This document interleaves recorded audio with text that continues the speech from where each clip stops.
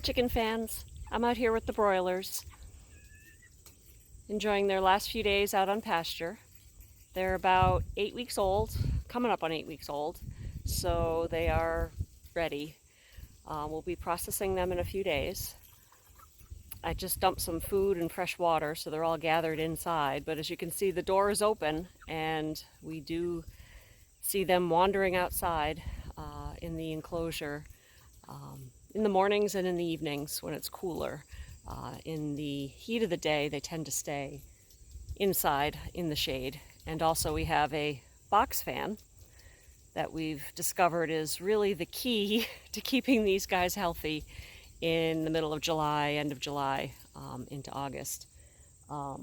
Yeah, they really have trouble regulating their body temperature at this stage especially.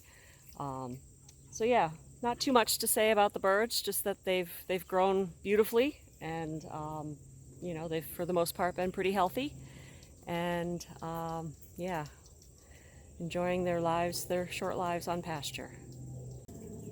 Now I know there are a lot of people who are probably wondering how we could raise chickens and then essentially slaughter them for food.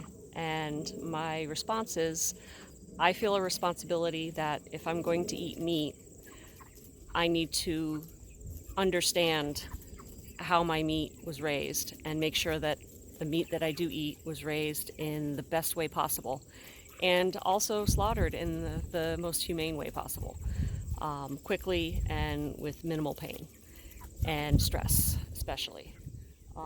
So it's a difficult day when we do process, but we know that we are getting the best quality meat that we can find anywhere. We raised it ourselves, we fed it good food, we allowed the birds to roam on pasture where they could be birds and eat bugs and scratch in the grass and, you know, feel the sunshine on their backs. And I feel good about that.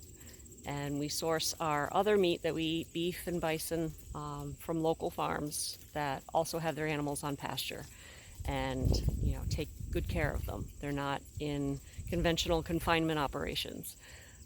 So yeah, to each their own, but we eat meat and we choose to raise as much as we can ourselves and then source the rest from farms that we trust locally.